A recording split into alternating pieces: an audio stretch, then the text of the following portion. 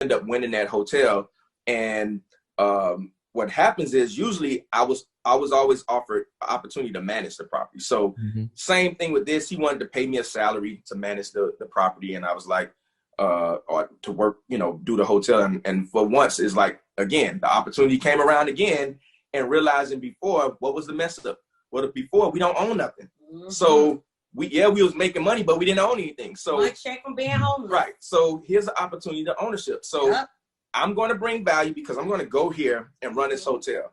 Well, it's just like on the Undercover Billionaire. Right. Instead of you paying me cash, how about you give me ownership? Yes. That's all I'm asking for, ownership. That's key, y'all. Right. So I started negotiating that, and long story short, we not only got ownership, we also got the salary and 100% operating control. Yes. So now I can control this thing the way I wanted to, which allowed me to bring in my family to work at the hotel and to build from there.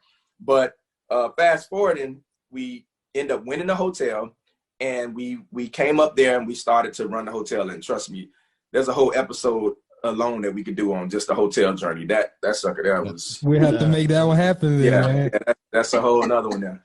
But being that this particular hotel is like right off of I-10, which is right off the highway, and so it was a big spot for truckers. A lot of truckers would come there, stay the night, stay the week, stay whatever.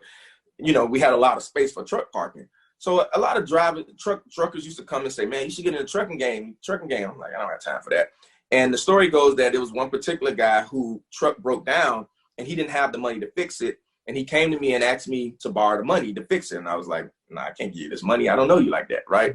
So he came back a couple of days later, something like that, and said, "My bad. You're a businessman. I should have came to you with a business proposition." And here we go again. It's about axing, networking, axing. He says, "How about this? How about I sell you the truck, but you don't have to pay me for the truck right now. All you have to do is pay the $2,000 or $3,000 to get it fixed. And then the rest of the money, the other $8,000 or whatever, you can pay me after I start making you money in the game." So I'm like, so I looked up here we go again, basic. I don't know the trucking industry. I don't know all this. Just basic math. Kelly Blue Book the truck. What is it worth? Oh, well, the truck is worth 15, 20 grand. Even if nothing happens, I can sell the truck and make the money back. So he signs the truck over to me. I pay for it to get fixed. And believe it or not, in the beginning, this is something I always tell people too. You don't always have to know every part of it, how it's going to work. Just get started. Yes. Like, just get in it. Because if I would have said, "Wait a minute, let me learn the trucking game before before we do this." And if you did that, you wouldn't did it. I would never did it because I wouldn't have had time to do it. We running a hotel. Right. So again, and here was the thing. Once I realized, wait a minute, you're going to drive the truck. The company going to handle everything. What do I do? Collect. He said, you just collect the money. You just, whenever the truck breaks, you just got, you got to pay for it, but you're not going to do nothing. So wait a minute. I'm going to make money and not have to physically work for it.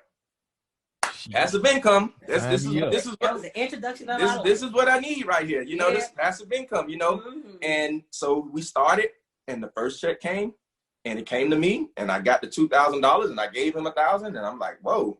And then next week, another one, and the next week, another one, and I'm like, whoa. So even then, we sort of fell into the trucking. Like, it wasn't like, hey, we're going to start this trucking company, and we're going to do this, and let's put together this business plan and finance and all.